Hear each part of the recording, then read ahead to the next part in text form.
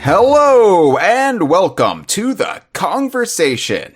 I'm Hyle Russell. I'm David Thomas Lynch. And on this episode, we are commemorating 20 years of Mario Golf Toadstool Tour with its long overdue, much desired, I don't know, spotlight episode. I'm sure somebody out there has been desperately waiting for us to do the spotlight episode on Mario Golf Toadstool Tour. Mm-hmm. I mean, yeah, even my co-host, David Thomas Lynch, is thrilled by the prospect. No, Mario Golf Toadstool Tour, and we're going to get into this, but Mario Golf Toadstool Tour is a very important game for Donkey Kong fans. And I think Donkey Kong fans of a certain vintage, meaning old, meaning those of us who were cognizant enough to be playing this game when it came out, will always appreciate this. We'll always put it on not a toadstool, a pedestal, because of what it did for our fandom. But here at DK Vine, we've always loved this game. And throughout the years, and I was talking about this with you, David, right before we went live and started recording this, I feel like DK Vine, around the time we launched the site through the first 5 to 10 years or so of the site's existence, Mario Golf was revered by not just the staff, but also the community. And somewhere along the way, people just stopped caring. And I feel like I'm, the old, out of touch, elderly person now. But yeah, I realize, like, even amongst the staff, even amongst the usual band of co-hosts, I was like, who am I going to get to be my Mario Golf Toadstool Tour co-host?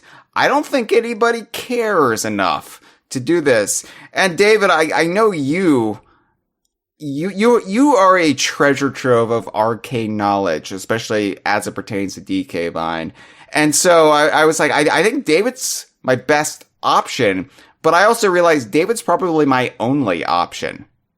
And I want to thank you, David, for still being on staff after all of these years to talk about Mario Golf with me, because the younger staffers just don't care. Yeah, well, I actually don't have a working GameCube at the moment, but, I guess the New Guard never had a GameCube, so I guess I got that on them. That's surprising considering how sturdy the GameCube is.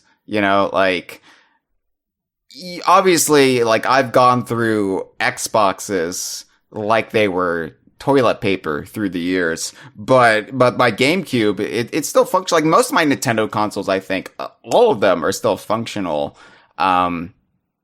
with the proper tender love and care. So, sorry about your GameCube. Well, actually, the basement got flooded ages ago, and the GameCube went with it. Oh, okay. So the GameCube. I think there's a Wii somewhere in my parents' house, though. Does the GameCube float? I've always wanted to know. Probably. Well, no, I mean, it's got the vents in it, so it'd probably pick up water in there. Well, yeah. I'm sorry, David, but hopefully doing this episode will transport you back to when your GameCube worked, which will be just as good as playing it. Before we get started, normally I don't front load a spotlight episode with due diligence, but I have to plug one thing before we get started, because it is applicable, it is apropos. It would be a dereliction of duty were I not to plug our Congo Canopy t-shirt, which is available right now on our merchandise store at dkvine.com/merchandise. It's a TeePublic storefront. Don't let that scare ya. Congo Canopy, that's right. It's a t-shirt based on the flag of beloved Donkey Kong Island golf course Congo Canopy, as seen in the hit Nintendo GameCube game Mario Golf Toadstool Tour. This is probably the only Congo Canopy merchandise that has ever been made, official or no, and it'll probably be the only Congo Canopy merchandise that will ever be made. Unless a bunch of bots are listening and they decide to make their own. This will be the only human-crafted Congo Canopy merchandise ever made. Not of course, TeePublic. Yeah, of course the AI will rip us off eventually, and TeePublic will say, see, I knew you were bots, but no. Basically, I just recreated the Congo Canopy flag design from hand, like from the ground up, just remade it, and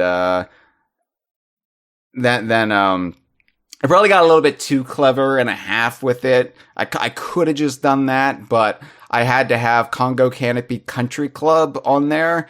And then because of that, I put it in the Caddyshack font, and I also put it in the Donkey Kong Country style gradient, the country gradient from the original logo. So like I said, I overdid it, but I really like it. It's a really nice shirt. I've got it right now on my supple body. I don't know why I was creepy with it just now. I'm sorry, but it's a lovely shirt. If you do like Mario Golf Toadstool Tour, go ahead and buy it. And people will think, wow, this motherfucker belongs to a country club. I hate them. dkbun.com/merchandise. David, Mario Golf Toadstool Tour is 20 years old. How does that make you feel? Well, I'm 37, so that's even older. I'm basically right there with you. A little bit beyond that at this point. So, I actually didn't know your age, David. So, I'm glad we can go to physical therapy together in a few years. Mario Golf Toadstool Tour was, of course, the second of Camelot Software Planning's console Mario Golf games. Their third altogether when you include Mario Golf for the Game Boy Color, another DK. Wasn't there like a sequel to Mario Golf for the Game Boy Color that was only released in Japan? It was like Mobile Golf. It was only released in Japan. It really, like... I think the bulk of the roster, I think it had Mario characters in it, but the bulk of the roster was just Camelot's brand of made-up human weirdos. But yeah, it was only available in Japan, never saw release outside of Japan, so I always forget about it, and it's also not branded as a Mario Golf game, so it just tends to get lost in the Kongversation even. So that does exist, but you're right, but for all intents and purposes, globally speaking, this is their third altogether. And it was released on the Nintendo GameCube, actually first in the Americas, believe it or not. That's one thing that took me off guard when I was doing my 20th anniversary post for this game back at the end of July, because it came out July 28th, 2003 in the Americas. And normally whenever there's a 20th anniversary, of course, it's the release date in the Americas that's lodged in my head because that's what I experienced first.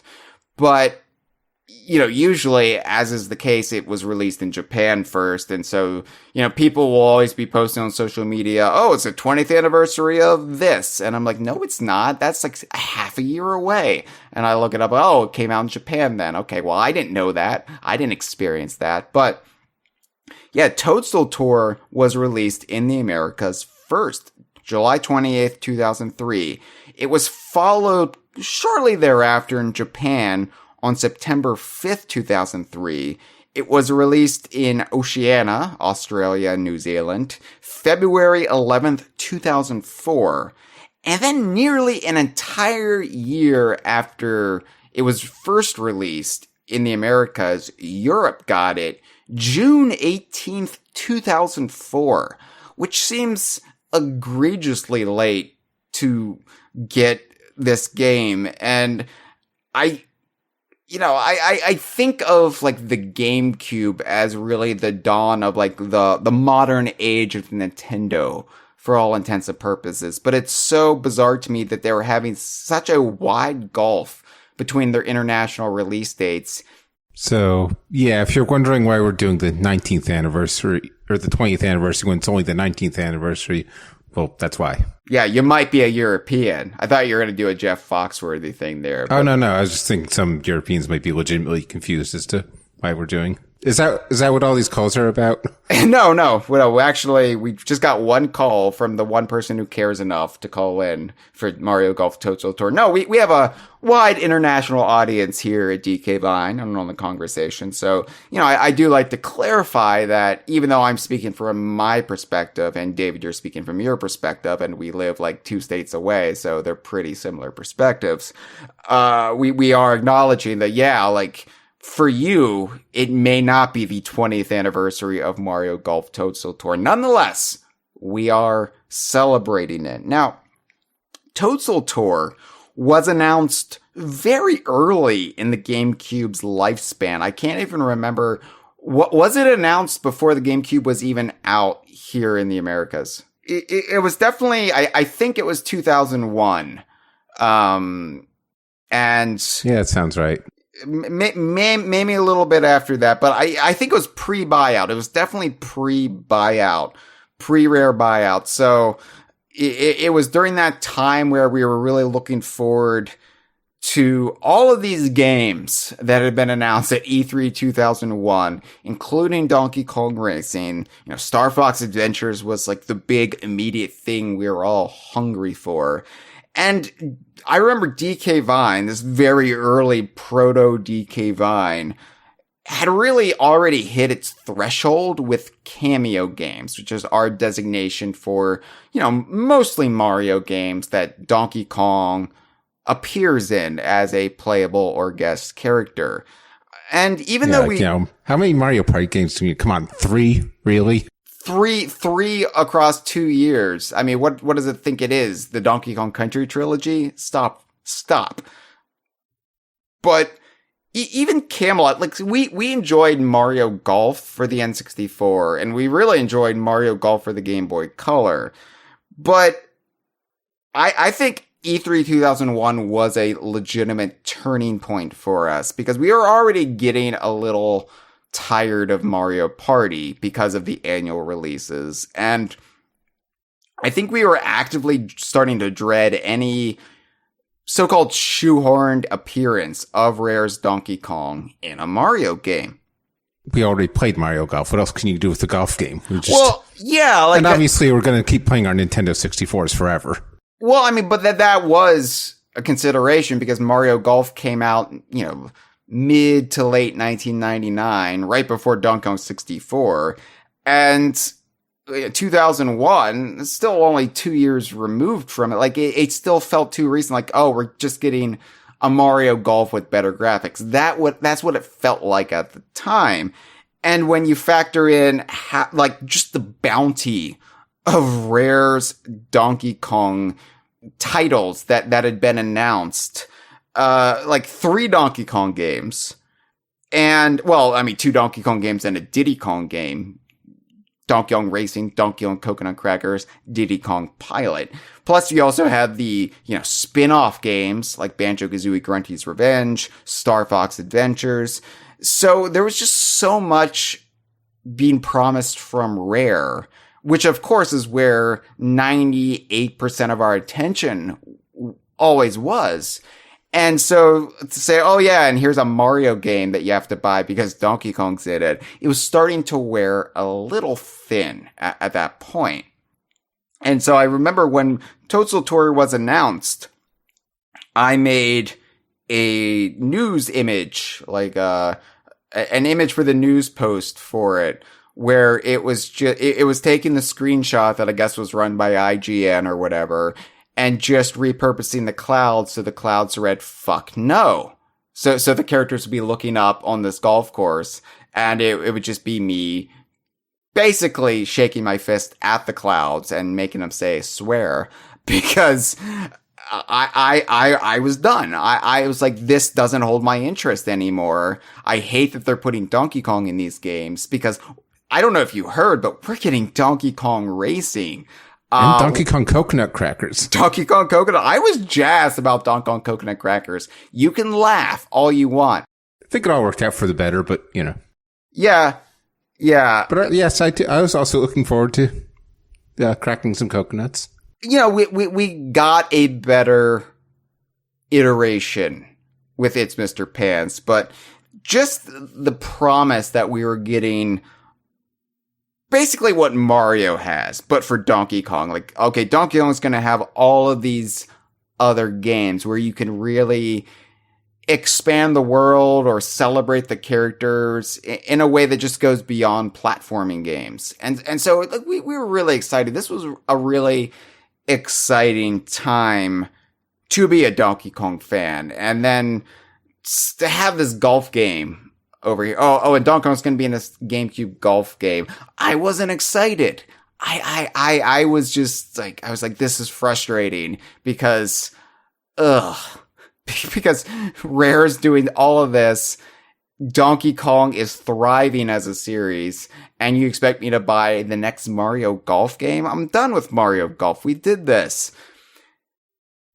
But I'll tell you what, once the buyout happened, and we lost all of that, or it became repurposed as other things, some of which we loved very much. Donkey Kong entered a period, and I see Gibbon is in a live stream, and she might disagree with me, but Donkey Kong kind of entered a period of brand confusion in a way that I don't think it's really operated under since 2010 and Donkey Kong Country Returns. But post buyout, we really had a period of about 7 to 8 years where the Donkey Kong series was kind of being everything and anything, right? We were getting all of these games that were all kind of talking over each other rather than in concert with each other. And meanwhile, the cultural milieu of people loving Donkey Kong Country had shifted, and all of a sudden we were in the aughts, and people were frosting their tips, and people didn't like Donkey Kong Country anymore. People turned on Rare. We were very defensive as a fandom.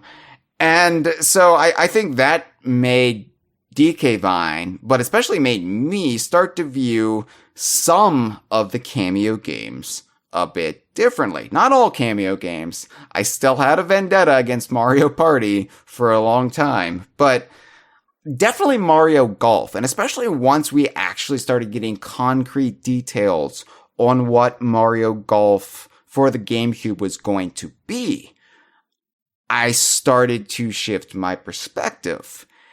And I think Toadstool Tour definitely was the game that kind of tipped the scales and made Mario Golf DK Vine's favorite Cameo game series for a good solid decade or more. Definitely made Camelot our favorite Cameo game developers for a long time.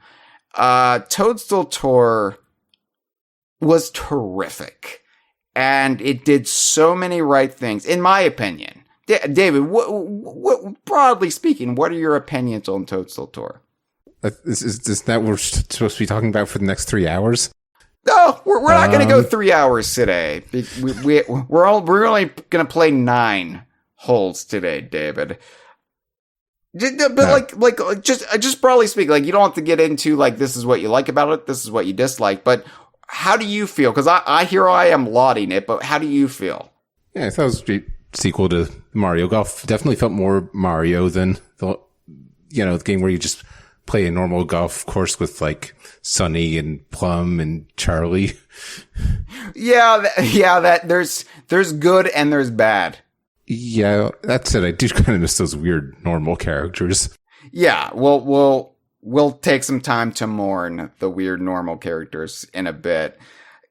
Like, for me, Toadstool Tour ticks so many boxes that Mario Golf for the N64 didn't necessarily do. And it's weird for me because normally 9 times out of 10, you would expect me to gravitate towards the N64 game, thanks to the power of childhood nostalgia, whereas the GameCube was when I was becoming an awkward adult, and so much of my life is not something I find myself yearning for around that time. But Toadstool Tour just did so many right things, and I want to, like, we're not going to go beat by beat down the list. Like, we've done spotlight episodes for Mario Golf and Mario Golf for Game Boy Color. I don't feel like we need to go over the fundamentals of golf again. I don't feel like we need to go over in great depth many of the game modes, because a lot of the game modes in this game are similar to the game modes in Mario Golf. There's some differences, and we'll touch upon them. But I don't know the rules to golf. Yeah, you're never going to learn at this point if you still don't know. What I do want to go through is what this game gets right. What this game did that makes it so special. And what it means for the Donkey Kong fandom. So this isn't going to be necessarily a traditional spotlight where we just get into the nitty gritty and for everything. We're getting into the nitty gritty Diddy of everything. So first of all, I really like how the game starts, because that intro, the introduction cinematic that plays when you boot up the game, this really started a trend of Camelot doing these and really doing these well. But also, this is them embracing the character of Waluigi, because of course they created Waluigi for Mario Tennis for the Nintendo 64. And, you know, we can talk until we're blue in the face about Sunny and Plum and Charlie and Maple. But the truth of the matter, David, is Waluigi is Camelot's biggest success story when contributing to Mario's legacy. What the legacy of the Mario series. It's Waluigi. It's their creation that went on to become so much more beyond just Camelot's own games. Well, I think Sunny's time is going to come. This is why I like you, David, because you never give up hope. And that is inspiring to me, somebody who is still hoping for Brash Bear to appear in one of these games eventually. But the intro is, and again, like I said, this would kind of set the trend for Camelot doing these from this point on. It's Wario and Waluigi getting into mischief, getting into hijinks, bumbling around the sporting event, and being no good nicks. If there could be a musical accompaniment to this beyond what Camelot plays, I would imagine it would be the Bulk and Skull music from Mighty Morphin Power Rangers. I don't know if you're familiar. But yes. Yeah, it's the yeah. It's just them basically being dirtbags and having comeuppance in the end. But they're basically wandering through the golf course and they're like, well, we can golf. We're burly and tough, and then they don't golf well and they get frustrated, and other characters come in and golf better than they do, and they're like, how dare you? And then they like do something impressive, but it backfires on them. In this case, I think Wario hits the golf ball into the woods and hits Bowser on the head, and Bowser's like, I'm gonna kill you, and starts chasing them and like throwing bombs at them, and eventually they, like, all three of them blow up off screen, and Mario's like, what was that? Oh, well, I guess it's not important. Just an explosion on the golf course. And then the gopher comes up and starts dancing or something. And but I mean, I make it sound like it's not impressive, but they're really fun little animated sequences. And I don't know, they were very popular for their time because they were kind of atypical in this sort of thing. And it was really Camelot, embracing the new hardware of the GameCube where you could actually do this kind of thing. Mario Party would have, more polished story sequences at the beginning of their games, but I don't think they were as fun as these were. They're more perfunctory, whereas these kind of embraced the silliness of the characters a little bit. And I really liked the moment where Donkey and Diddy Kong just kind of wander in on the golf course, and Yoshi and Koopa Troop are just asleep on the course because I think they're waiting for Wario to or Waluigi to make a putt or something, and it's just taking forever, and so they fall asleep, and then Donkey and Diddy Kong stroll in, and then they have a driving contest with Donkey and Diddy. Anyway, I liked it. You could actually watch it on the internet. It's It's on https://www.youtube.com. Hold on. I don't have a pen and paper. How am I supposed to memorize this? I don't know. If you're listening to the car, you could just pull over and type while I'm. Or you could just keep driving. Yeah. Live life on the edge. No, please don't. You can watch them all on YouTube. People do these really frustrating things where they make these videos that are compilation videos, and they call them all evolution of Mario Golf intros. I'm like, was this necessary? Couldn't you just upload them separately? Anyway.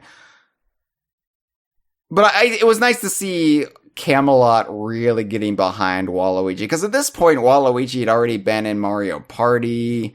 He was already starting to appear in other things. He, of course, be in Double Dash later that year. And so it was nice to say, Camelot came out with this and said, yeah, we did that. And of course, this was Waluigi's Mario Golf debut. So, they were really, really just, I think, surprised by how much Nintendo embraced their creation. And then they could have some fun with it as well. But beyond Waluigi, I want to discuss all of the characters for this game, because there are huge upsides to this roster, and there are minor downsides that only really affect weirdos like us. Well, for one thing, you start out with 12 characters. The N64 game, you only started out with 4, and you don't unlock Mario until it's almost the last character. Yeah, I feel like someone must have took Camelot aside and said, that was bullshit what you did on the N64. It's Mario Golf, and Mario isn't even a playable character when you unbox it. You got the 4 most important Mario characters: Peach, Plum, Baby Mario, and Charlie. Yeah. And then, of course, I was frustrated that you had to unlock Donkey Kong, but I will never trade that time I spent with Charlie for anything. That was a special period where Charlie and I got to know each other on the greens of the N64. Or the ring shot mode. This is obviously preferable, right? To have the bulk of the roster available from the get-go. Because then, you can play as who you want to play as, unless you're unlocking one of the, special characters. But, David, there is something extraordinarily silly from the instruction manual of this game. So, they list the characters in the booklet, and each character has a little quote about themselves and about their relation to the game of golf. And they're all terrible. They're all terribly written. I don't know. You talk about AI generated content. Were this not from 20 years ago, I would suspect this was all AI generated, because it seems like no human could have concocted any of these. They all feel weirdly cold and impersonal, and they're absolute garbage, and I love them.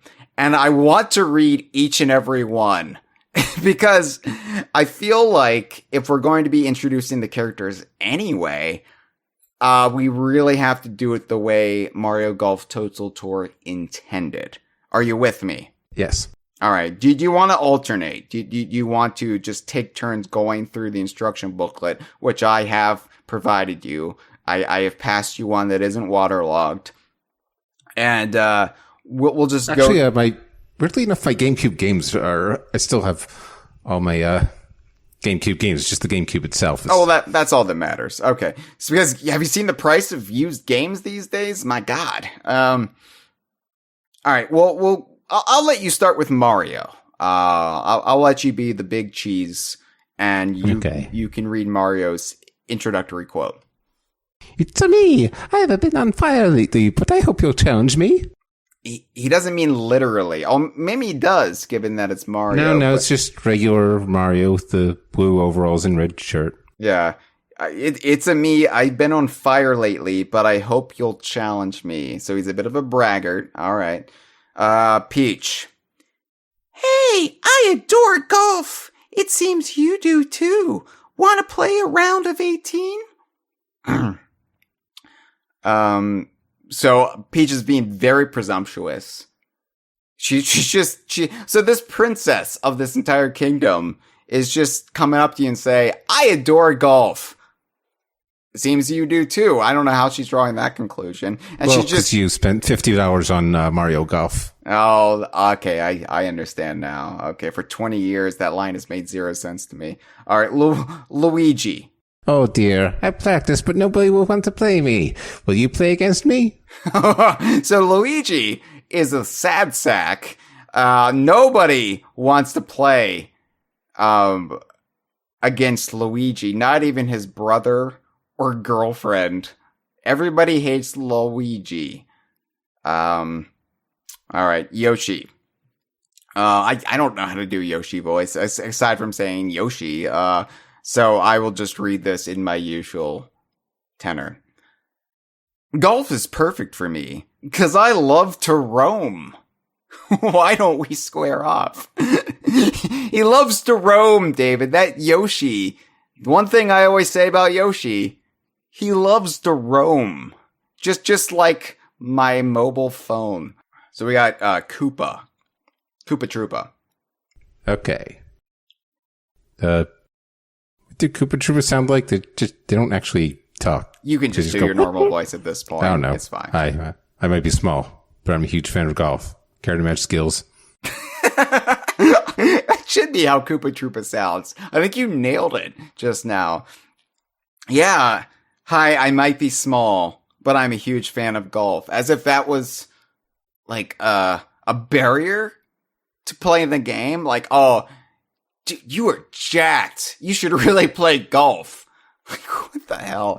All right. I mean, considering that kid managed to beat Mario. Yeah. Canonically. Yeah, canonically. Yeah, maybe on your game it was Joe. Yeah, Joe. Although Kid must have done something right considering the importance that Advance Tour gave to him. But all right, we got Donkey Kong. We got the main dude right here. All right. Oh, I have to do Donkey Kong's voice, I guess. Which Donkey Kong? Not the cartoon Donkey Kong. Well, I think they used Grant Kirkhope's voice sample, so you could do your best impression of that. They did do Grant Kirkhope's sound files from DK64. They reused it in this game, as well as Diddy's sound files, Chris Sutherland's Diddy. So, all right, Donkey Kong. Smacking the ball a mile is great. Now let me show you what I mean. And I posted this across social media earlier today, David, because let me parse this out for people. Donkey Kong said, canonically, smacking the ball a mile is great. Now let me show you what I mean. Well, by a mile, he means 215 yards. Yeah, let me show you what I mean by that, which I just said, in that I like smacking the ball a mile. So let me smack the ball a mile. That is how I show you what I mean. I did the math, and by did the math, I mean typed into Google, and 1 mile is actually 1,760 yards. It's such a weird thing for Donkey Kong to say, because it has the cadence of a euphemism, but it makes no logical sense as a euphemism, like jerking off or whatever. He's literally talking about smacking the ball a mile, but then he's being extremely literal. I don't know. It's just a weird, oddly constructed phrase. And that's why I think this was written by some 2003 equivalent of AI. Like, maybe people just dumped out a bunch of Scrabble tiles and just put words together. They use like a Ouija board. I don't know, but this just doesn't feel natural. None of this feels natural. Anyway, Wario. Go ahead and read Wario. Challenge me, you. I'm the best golfer in the world. I'm not scared. Even though we saw from the opening cinematic that no, he is not. But, all right. Also, from the Game Boy Color version, it's either Mario or Kid or whoever you were playing as. Or Joe or Joe whoever. or yeah. Sherry or Azalea. Yeah, all right. So we got Daisy. How do you do Daisy's voice? Hey, Daisy. Yeah. What's up? I'm new, but golf is my thing, and I'll go toe-to-toe to prove it. So she's saying, yeah, I'm new to Mario Golf, but golf is her thing. And she was in the NES Open Tournament Golf. She was. That was actually her biggest appearance, after Super Mario Land, until Mario Tennis, and the Super Mario Brothers movie for the Bob Hoskins, John Leguizamo one. So this quote in particular really, I think, honors and celebrates what I really like about Camelot sports games, the golf and tennis series, in that all of the characters therein are inexplicably outrageously horny for that specific sport. Like, they are all just obsessed about golf. Like, golf mania is sweeping the Mushroom Kingdom. Everybody loves tennis right now. We can't get enough of tennis. Like, they're addicts. Like, they need a fix of, like, premium grade crank. And they just can't get enough of it. It's so bizarre. And it's so hilarious to me, the way they just structure all of these games. And you don't really see it as much in the console games, like the RPGs, definitely. But these little quotes, like, golf is my thing, because of course it would be, because everybody freaking loves golf in this cast. I don't know. I like it. All right. Why don't you continue with Birdo? Right. I love to golf, and now I want to play with other golfers. Are you in? Wow. You don't say, Birdo. All right. Diddy Kong. Pretty sure that's what everybody's doing here. Yeah, Diddy Kong. I get to be Diddy too. Oh, lucky me. I didn't plan this out. All right. It's me, Diddy. I'm hooked on this game, and I want to show you my skills. Ready? He's hooked on golf. He tried it once. Can't get enough of it. Well, you know, the extra finger helps him. Yeah. All right. You got Waluigi. You might be getting better, but nobody cheats better than me. You got that? That's a pretty decent Waluigi, I have to say. Better than I can do. I'll have to be Bowser. Shit. So, Bowser, okay. I'm so good. Golfing is starting to get boring. Boring! That is the cadence of a Trump tweet. Or a Trump truth. No, they're still called tweets. If Elon Musk doesn't want the word tweet, then I guess you can use it on anything. I tweet on Mastodon sometimes. I say that not to compare Bowser to that man, but just the way, like, he doubles down on what he just said, but in all caps and unnecessary exclamation marks. It's just like, what are you doing? Just, Jesus.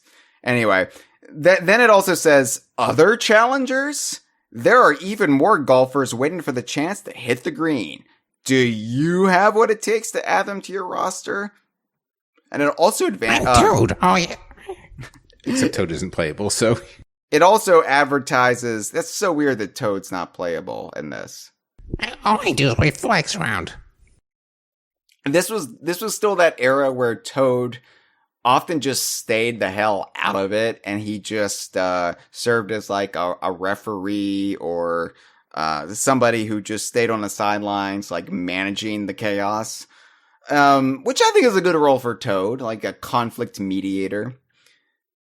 Anyway, it also advertises that coming soon, you can connect the game to Mario Golf Advance Tour, and you can bring in your characters from that game into this game. So, the unlockable characters, they don't have fun quotes because they're not included in the instruction manual, so we're just gonna acknowledge them really quickly. Bowser Jr. in a very quick turnaround, because Bowser Jr. had just debuted in Super Mario Sunshine, and this would be a big year for Bowser Jr. He would start showing up in just everything. It would take a while for him to get into Mario Party and replace the Baby Bowser / Koopa Kids from that series, but Bowser Jr. was unlocked by clearing the Birdie Challenge in this game.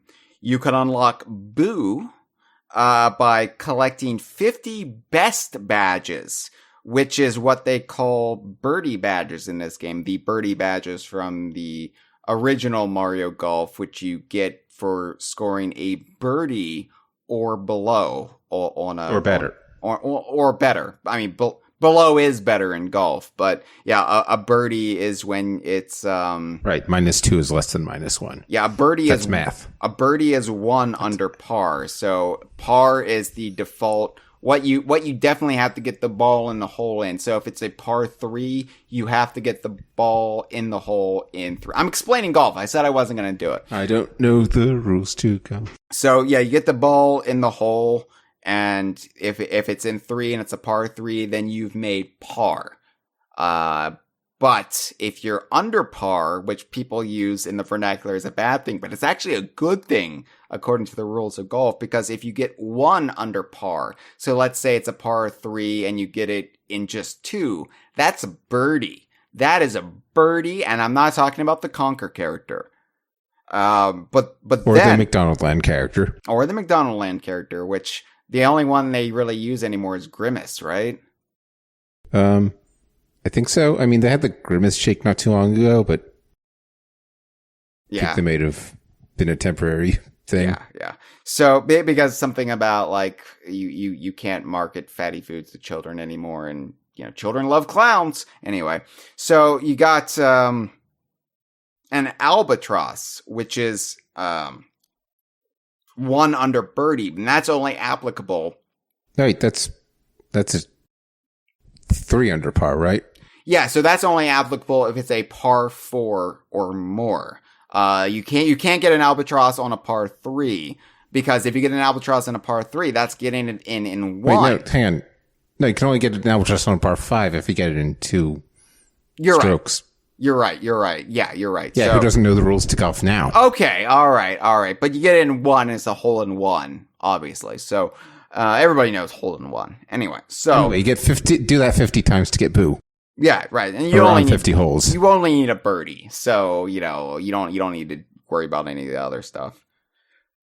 Shadow Mario. Shadow Mario seems like an esoteric pool in 2023, but again, this was coming right off of Sunshine, and Shadow Mario was like the big evil Mario kind of doppelganger character of that era. Yeah, because cameo games in the 2020s would prioritize, characters like, Sausage Luigi and Coochie. No, but like... Metal Mario was in the original Mario Golf, right? After being a sub boss in Super Smash Brothers, and then I guess Camelot was thinking, well, Metal Mario is passé. That was N64 era. Shadow Mario is where it's at for the aughts, baby. Bush era. Shadow Mario. Let's invade Iraq with Shadow Mario, but it turns out Shadow Mario really had no staying power. Probably because Shadow Mario was such a plot-specific contrivance for Sunshine, and it like wasn't really even an independent character. Not that Metal Mario was an independent character from Super Mario 64, but I guess Smash Brothers, the Kingmaker, gave it a little bit more legitimacy, even though he wasn't actually a playable character. Anyway, Shadow Mario is unlockable if you clear all ring attack holes. Now, ring attack, that was how you unlock Donkey Kong in the first game. Right. I have a lot of painful memories of ring attack where you have to hit the ball and have it land within the ring area. And of course, the game will guide you for setting up your shots, but you still have to contend with things like wind and other things. And I don't know, it's just a very, like, it could be fun. It could be fun, but when you're like trying to beat Mario Golf and you're like down to the wire and you want to beat it before Donkey Kong 64 comes out, ring attack really did scar me in that game. There's much less pressure for ring attack in here. And if you clear all the ring attack holes, you get Shadow Mario. So it's a win there. Finally, Petey Piranha. Petey Piranha. Talk about another Sunshine quick turnaround. Petey Piranha was unlockable by completing shot practice, approach practice, and putting practice on all difficulty levels. Remember we all fucking hated Petey Piranha for some reason? So I definitely had some chafing when it comes to Petey Piranha. We'll just say that much. Because it really did feel like... So this era of Mario, of Nintendo, this was the era where Nintendo was really starting to standardize the Mario cast, the way they appeared from game to game. There was this uniformity that wasn't necessarily there before. And if you need any cluing in on just how severe it was, and just the space from the end of the N64 era to the beginning of the GameCube era, just look at the way the characters looked in Mario Golf for the N64 compared to how they look in Toadstool Tour. In Toadstool Tour, they look a lot closer to how we all just imagine them today. When we just shut our eyes when somebody rattles off a Mario character and they pop in your head, you're going to be picturing them probably how they look in Toadstool Tour. Mario Golf and Mario Party, the original trilogy, all of these games, like they have like slightly off model renders that would differ from game to game. There was no uniformity. And so in the GameCube era, Nintendo really started to clamp down and said, this is the way the characters have to look from game to game. And here are the art assets you can use and just, work within these parameters. And so this also, I think, kind of extended to the cast and which characters they would use, because obviously they're only going to use characters, or they're more likely to use characters who have art assets already made. And because Sunshine was the new hotness, Sunshine and Luigi's Mansion would be the two big games that would be drawn from in this early GameCube era, more likely than not, characters would be taken from those games. So in things like Toadstool Tour and Mario Power Tennis and Double Dash, you would see a lot of Sunshine representation. And I'm not arguing against that. I'm not saying that's a bad thing. Well, we were saying that in 2003. Well, yeah, and I'm saying this now with the benefit of hindsight, but, Mario Kart 64 had a lot of Super Mario 64 representation, obviously, but I think when you're hoping for a robust character roster that spans the totality of the history of Mario and to a much lesser extent Donkey Kong, you want things that go beyond just the latest game. And of course, this game did have characters like Birdo and Daisy, Super Mario Brothers 2, Super Mario Land. So what was our problem with Petey Piranha then? I actually did dig up a bunch of old forum posts, but I don't remember. Petey Piranha was this character that was brand new, and he was suddenly in everything, and he was a big piranha plant in a diaper. And I love that. I love that now. I can recognize the brilliance and beauty of that. as a more fully... I also recall taking a while to come around on Bowser Jr. because I felt he'd replaced the Koopalings, even though it's a lot easier to make one character than 7. So, and plus, you know, we got Koopalings in Mario Kart games now, so, you know. We talk a lot on the Kongversation about when you hit a certain age in your late teens or early 20s and the culture of your childhood, pop culture of childhood, but just broader culture in general, it starts to shift. And things that you thought were just universal and evergreen begin to fall by the wayside and get replaced by the new and the next generation's favorite things. And you start thinking, oh no, like reality isn't as permanent as I thought, and my childhood is built on a house of cards. Anyway, my point being that even when it came to things like Mario, I still had a great affinity for, say, the Koopalings or the Super Mario Brothers 2 characters. Like, oh yeah, like Mouser, who hasn't appeared in any of these. Yeah, I can remember a time when Mouser was considered a A-tier Mario character of the utmost importance. Because wasn't he on like the Super Show and? Yeah, I think he appeared in the comics. He was one of King Koopa's top lieutenants on the Super Show, and so you know when you're an impressionable kid, you think that's canon, and that's just like, of course you knew like a wart existed, so you know like, okay, well, Mouser doesn't actually work for the Koopas in the game canon, but Mouser is still pretty important, or else he wouldn't be in the cartoon, and of course that's not the case. Anyway, so P.D. Piranha was just kind of represented the new, like overtaking the old, and a lot of this was down to they only made so many of the like original characters in his new art style, and it was easier to pull from Sunshine, and Sunshine was new, and so you know, with the benefit of hindsight, I do very much like P.D. Piranha and King Boo and other characters. King Boo wasn't in this, but you know what I mean. Like characters who would be showing up a lot during this time. Toadsworth. Toadsworth is also not in this, but it's just... I don't think he was ever playable in any of these. No, he drove the parade cart in Double Dash, but he wasn't actually playable. But blah, blah, blah, blah. Yeah, it took a while to warm up to, I think, the Sunshine babies of the Mario cast, and the fact that they were everywhere and you like unlock them. Oh, this is my reward for playing so well, as I get P.D. Piranha. I don't like this. And of course, Double Dash really doubled down on the P.D. Piranha hate. But you know, I like P.D. Piranha now, and now you know I'm not necessarily nostalgic for Sunshine, but I can at least look back at that era as bygone and say, like, oh yeah, you know, it is what it is. And, you know, then they brought back the Koopalings and I got sick of them, so be careful what you wish for.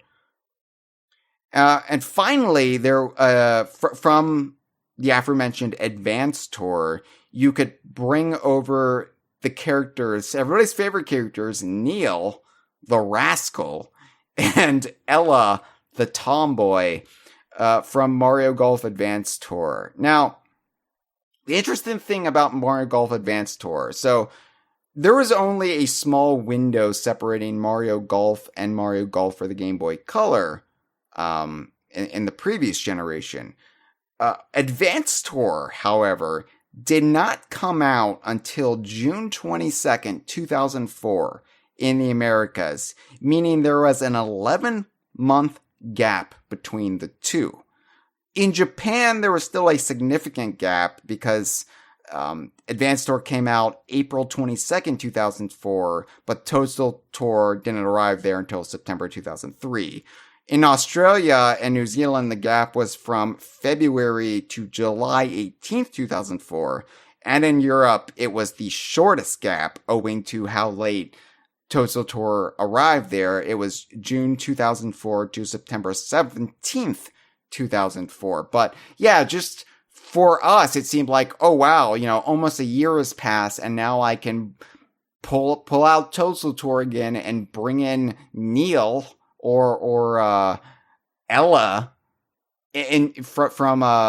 So if you really wanted to complete the advanced tour experience, you had to dig out Toadstool Tour, and granted, it was 11 months. I'm being dramatic here, but it still felt like a really long time to wait for it.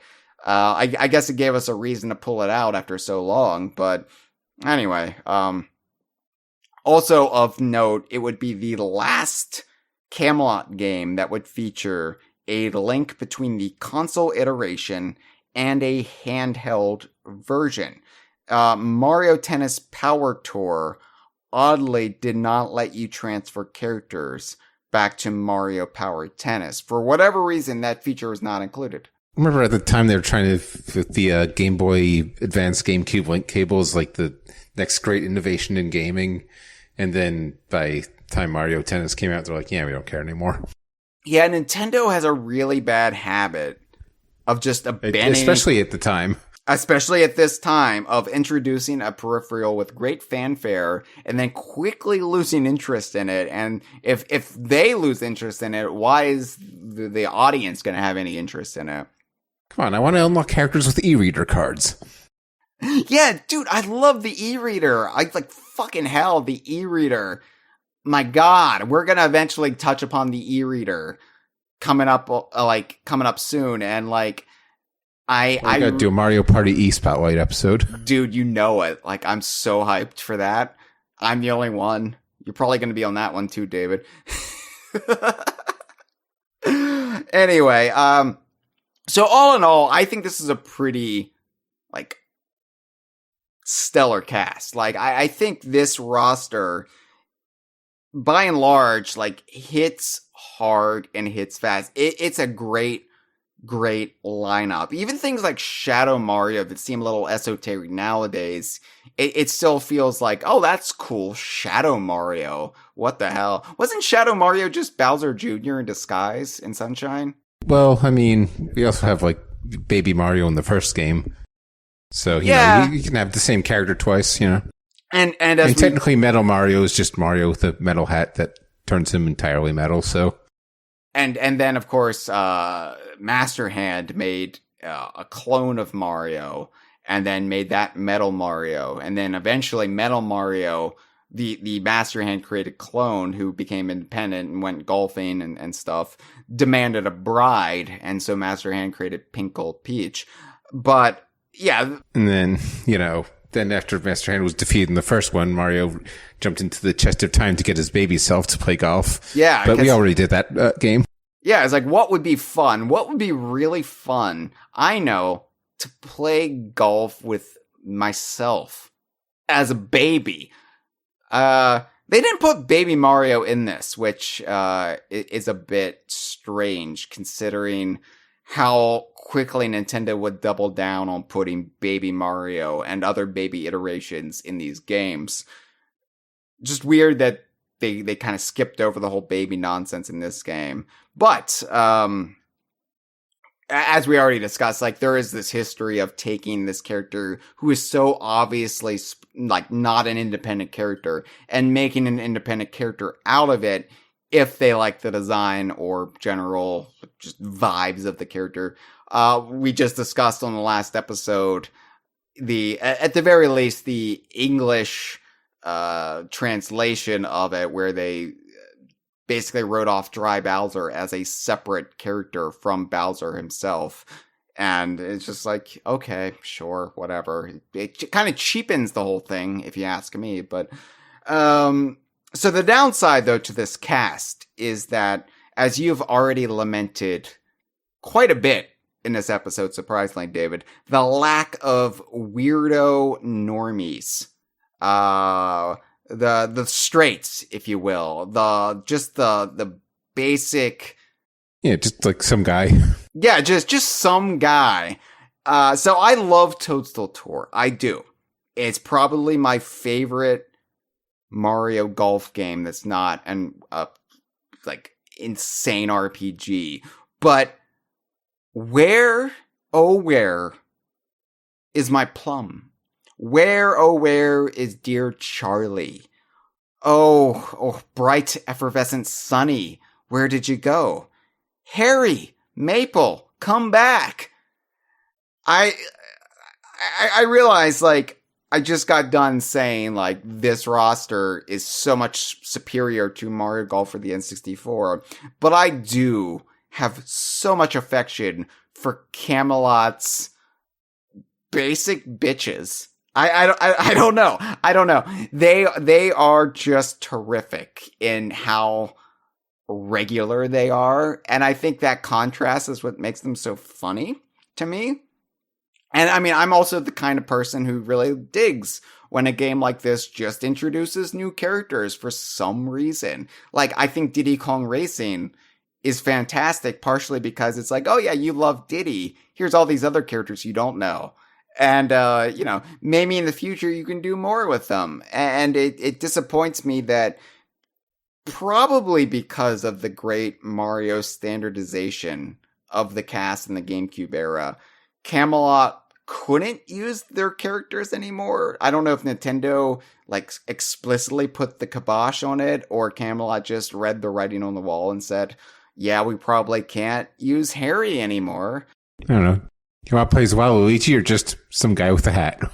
And yeah, like Waluigi maybe went to their heads a little bit, and they were like, well, I guess just creating our own evil plumber character is a lot more lucrative than some asshole named Charlie. So I don't know. I wish they were unlockable in this. I wish at the very least one of them was in use somewhere. Like, I feel like you could really continue to develop Plum. Like, in my headcanon, Plum is Peach's younger sister because, you know, their names. Because they're both fruit. Yeah, and they're both delicious, juicy fruits. Droops. So I, like, bring Plum back. Plum had a trophy in Melee. The Kingmaker has spoken. The public demands their plums. Anyway, that's just my 2 cents. I miss them. I do wish, like, and it's weird that Camelot stopped making new Mario characters too. Like, they made Waluigi out of necessity because Wario needed a doubles partner. But you would think the success of that would have given them a little bit of leeway to then, I don't know, introduce somebody new who would maybe fit into Mario's world a little bit better. But they didn't. So, oh well. It doesn't matter because Diddy Kong is in the game, David. Diddy, and this is something that's kind of lost to time, and maybe this is owing to the extremely stretched out international release dates of Toadstool Tour, but this was Diddy's first playable appearance in both a Mario game and in a game not developed by Rare. We can argue all night long whether or not Diddy Kong is driving the bus on Toad's Turnpike in Mario Kart 64, but Diddy we didn't realize until like 20 years after the fact anyway, so. Yeah, and people will claim it's a Yukiki and a hat, but I'm saying look at it. Look at it closely. It looks like Diddy. It doesn't look like a Yukiki. Anyway, that's another argument for another time. All I'm saying is this is Diddy's first explicit playable appearance in both a Mario game and a non-Rare game. And I feel like non-Rare is the bigger factor. Like, the bigger, like, oh, whoa. Like, somebody else is developing a game where Diddy is playable. It's generally unheard of for a lot of these things. We've talked about a lot about how Nintendo operates and, like, how the teams at Nintendo have sort of this proprietary, if not ownership, then there is this culture of respect, right? Where, because this other team did the Super Mario Land characters, we will seldom delve into those aspects. Although, if we need a character for these multi-character sports games or whatever, maybe we'll pull a character like Daisy out of the mothballs because she suits our purposes. So, because of the nature of the Rare buyout, this was the very first time that there was this idea, like this notion that, oh, we can use Diddy because the studio behind Diddy Kong can no longer necessarily drive the direction of Diddy Kong. Of course, Rare was still making their Donkey Kong Country remake trilogy and then Diddy Kong Racing DS during this era, but they could not make new games with Diddy Kong. And so Diddy, like Nintendo, like they knew like Diddy was a very important character for them. And it was very quickly after the buyout that they started implementing Diddy in these games where Diddy would not be used otherwise. Because, Mario Tennis for the N64 came out in 2000. Donkey Kong needed a doubles partner. Of course, Diddy would be the natural pull for that. But Camelot felt like they could not use Diddy because he was Rare's character. And even though there is this culture of a greater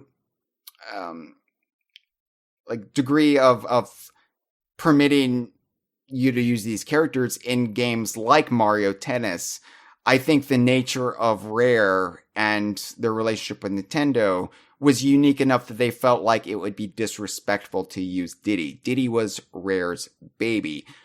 What's perfectly respectful is the potential continuity error in Donkey Kong Jr. Yeah.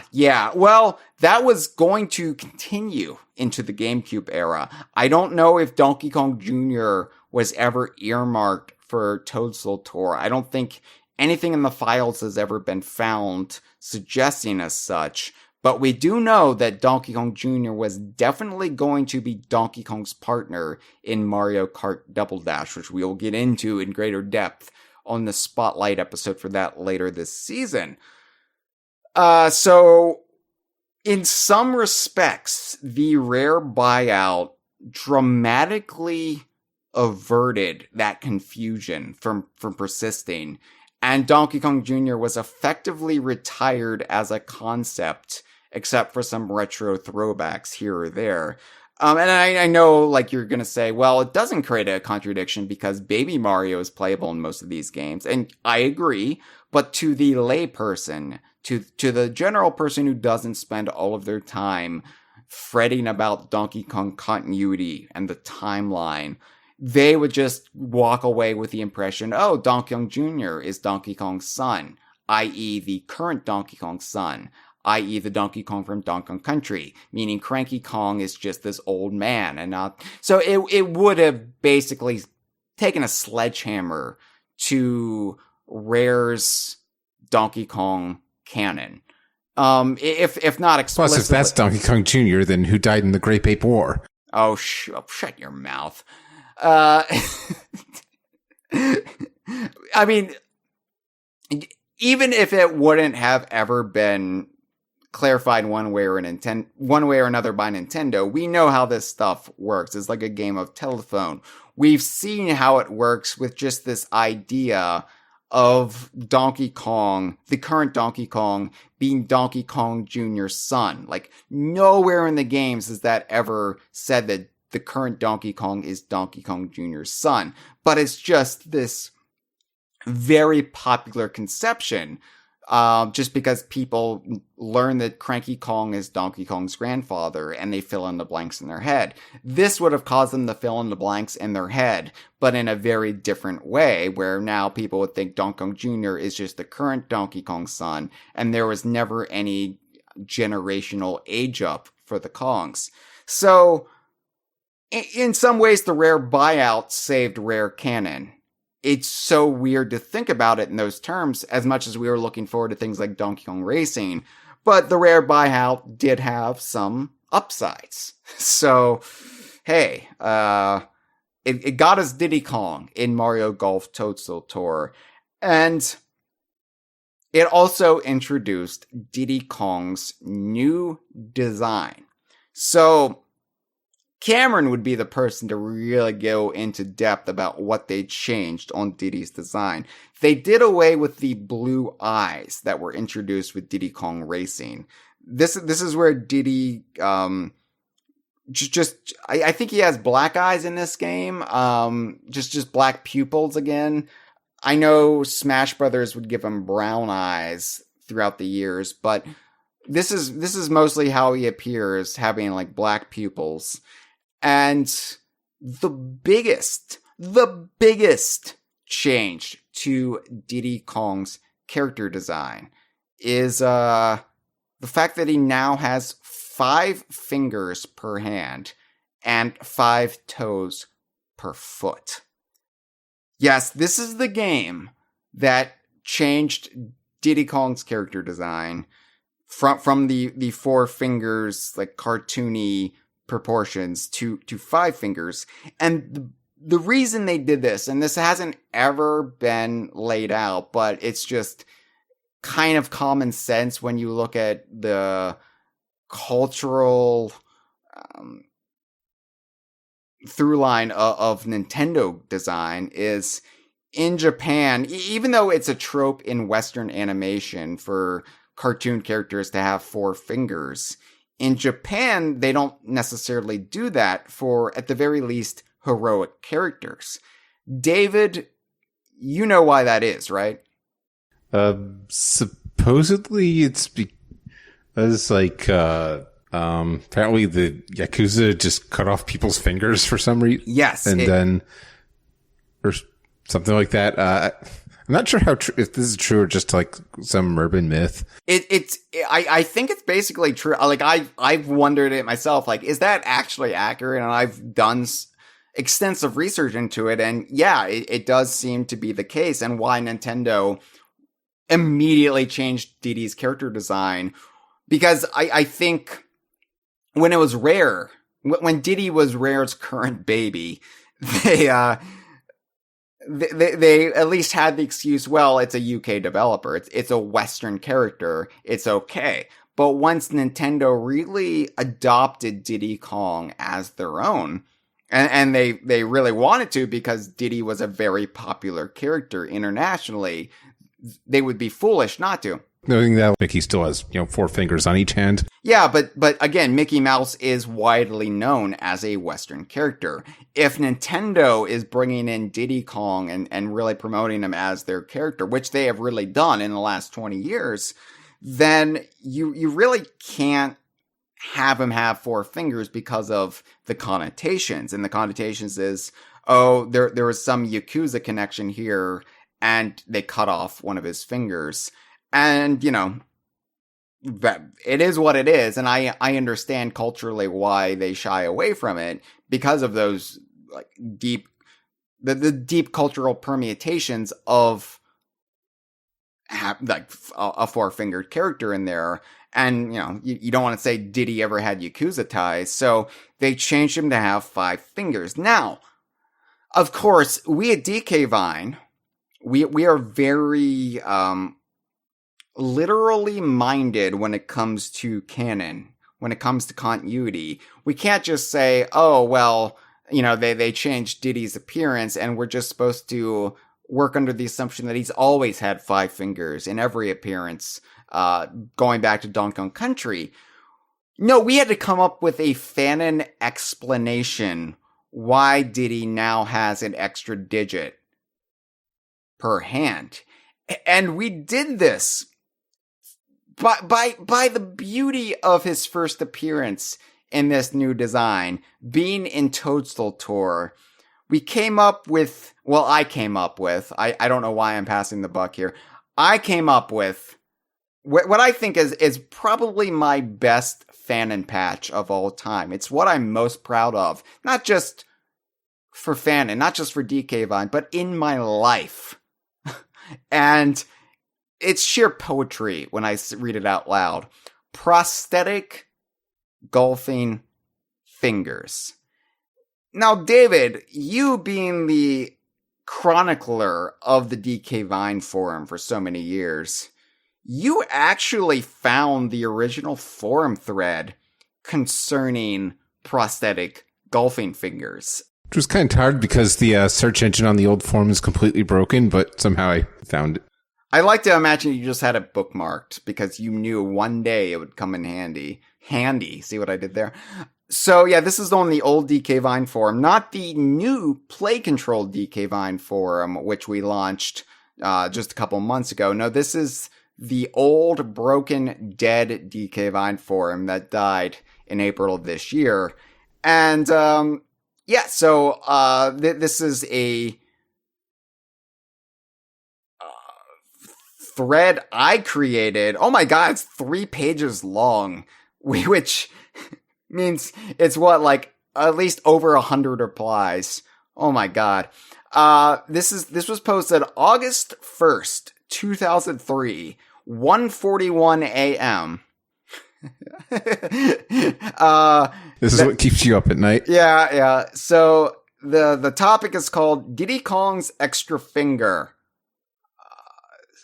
This is what I wrote. I'm going to read this verbatim. This is me 20 years ago. Chad alerted my attention to something a few hours ago, and a quick check reveals the boy is telling the truth. I guess we all just missed this, but Diddy Kong has 5 fucking fingers in Toadstool Tour. Now, don't worry. As a respected Donkey Kong continuity enforcer, I'm already hard at work trying to come up with an explanation. But I guess Nintendo/Camelot really blundered on Diddy's first non-rare appearance. Anyway, I'll have my own theory posted shortly, but would anyone here like to give their own idea? Don't even bother if it's, quote, traveling to the Mushroom Kingdom caused him to magically grow an extra digit, end quote. Nintendo, thanks for Diddy, but a massive fuck you for the horrible oversight. Wow, I was so angry. Wow.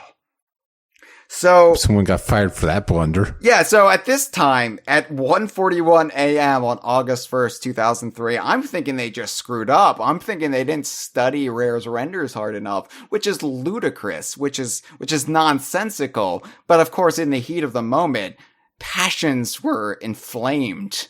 We were all a bit on edge once we realized he's got an extra finger on each hand. He's got an extra little toesy. Oh my god. So this is what's really hilarious about this, and what really made me guffaw when you showed me this earlier today, David. It was only 15 minutes later that I posted a reply. So I like how I'm like, okay, let me hear your ideas. And then I come in 15 minutes later, and I don't know if I already had this in my head or if it was like percolating, but I hadn't really gotten it out yet. But it took me 15 minutes to come up with prosthetic golfing fingers, something that DK Vine between 1:41 and 1:56 a.m. on August 1st, 2003. Yeah. So basically still the end of July at this point. But yeah, it took me 15 minutes to come up with something that we have been sticking with for 20 years. And I have to applaud, even though I'm so angry back then, I have to applaud how quickly I just vomited this out. All right, so here's what I said. Okay, I've come up with a plausible explanation. In parentheses, I said plausible in a fictional reality full of chest of times and portable teleportation devices. I'm, of course, referring to Donkey Kong Land, the trilogy in that case there. All right. I've also already expanded on a theory in case Nintendo has a 5-fingered Diddy from now on, which, of course, they would. Diddy is wearing a prosthetic 5th finger to help him grip the clubs better. He found that swinging a golf club was very difficult with 4 fingers, so he purchased a pair of prosthetic ones in a Mushroom Kingdom golf shop. If Diddy wears them in each game now on, then the explanation is simple. He found his gripping ability to be quite improved with the extra fingers, and decided to stay evolved and wear them on a permanent basis. When and if Dixie resurfaces, and if she has 5 fingers, then Diddy simply brought home a pair for her. I said something quite lewd here, and I'm not going to repeat it, given the benefit of hindsight. We're leaving that in the past. Back when we were literal teenagers back then. Yeah. Yeah, it was so Dixie could grip vines better, swing through the jungle. If you recall Donkey Kong 64, only Donkey Kong could pull levers because he had 5 fingers, but now everybody can. Yeah. I do not condone the person I was back then. Still a teenager then. Right. Phew, I was worried there for a second. Now I can enjoy Mario Golf again without crying every time I think about Diddy's 5 fingers. Instead, I will celebrate the 8 natural fingers and 2 artificial ones. Yes, Diddy can now grip even better than before. Watch out, Kremlin crew, because the prosthetic fingers are going to run wild over you. And I don't know why I was doing a Hulk Hogan thing there. Again, it was a different time. It was before we knew Hulk Hogan was a complete dirtbag. That doesn't work for me, brother. Anyway, you would think, like, immediately this would have pushback that people would be like, I hate you. Delete the site. But user Baron Crusher said, ha ha ha ha, really, I have nothing else to say, which I took that as a tactic approval. And I said, you see, Diddy should have gone on these cameo romps with Donkey Kong a long time ago. Imagine what he could have done in Donkey Kong 64 with 5 fingers. I'm sure playing that guitar would have been a lot easier. Nothing I'm saying are lies, David. This is all truth. Although if he could pull levers, then what would Donkey Kong's thing be? Oh, thankfully. Okay, so thankfully he didn't have prosthetic fingers. Yeah. Stepping on pads with Donkey Kong's face on them, of course. Yeah. So a Wario fan 63 came in with a good counterpoint and said, good job explaining that. One problem, though. Why does he have a 5th toe? Or has he always had that? I assumed with 4 fingers on a hand, he'd have 4 toes on a foot. So I was just wondering about that 5th one. Perhaps it makes him walk better on the green. Baron Crusher says he's always had 4 toes. Maybe he had 2 toes added because he couldn't find any golf cleats that fit. I'm sure Slush, which is what I was known as back then, I'm sure Slush will come up with a better reason. Now, there is some debate about the toes of Diddy Kong and Dixie Kong in the Rare era. Like, it looks like they have 3, but you could also make the case that the side of their foot is supposed to be a 4th toe. It's a bit nebulous, and it's a very heated, impassioned debate that I don't think has ever really been settled. Now, me at 2:59 a.m. on August 1st, go to bed, you weirdo. I came in and I was supporting the 3-toe theory, which I don't know if I agree with now. I think Diddy was supposed to have 4 toes. That's where that's how I spent the last 20 years. And that's how I've really grown as a person since then I think Diddy and Dixie had 4 toes. Anyway, so I said, and this is the last reply I will read of this because I realize this is I'm not going to read all 100 plus replies of this thread. I said, actually, Diddy only has 3 toes, and yet in Toadstool Tour he has 5. Wow, Camelot really didn't pay much attention to the character design, did they? I actually didn't know anything about the Yakuza thing back. I was a cultural simpleton in 2003 at 2:59 a.m., David. I think I really became a more worldly individual by 5 a.m., but it took me a while to get there.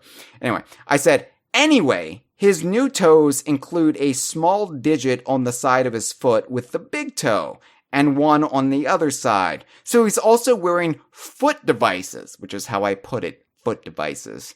He's wearing foot devices that give him extra prosthetic toes on each side of the foot, improving his balance when swinging the club. Such devices are manufactured in the Mushroom Kingdom, so creatures who aren't born with 5 fingers and 5 toes can find it easier to play golf. Although some choose not to use them, Diddy isn't afraid to try something that will give him an edge. They come in an assortment of colors and feel very much like skin. So basically, Diddy's wearing invisible sandals with toes on each side and prosthetic fingers. I like how I'm working this out in real time and just changing it on the fly. Like, no, that's better. That's 3 a.m. Yeah. Contrived? You betcha. Does it work?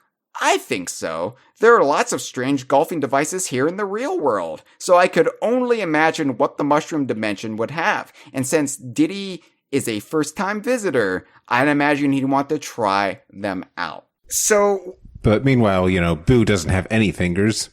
Yeah, but Boo's also a spirit with spirit powers, so it's fine. Bowser has claws, so... What amazes me about that, David, is how quick on my feet I was. And how stupid I was even back then. And granted, I was even more stupid back then, but for those who think like, oh, wow, Hyle, you've really gotten weird. No, I was always like that. Yeah, but now you're almost 40, so... Okay, but I'm not 40 yet. So anyway, Diddy also was animated a bit differently in this game than we were used to at the time.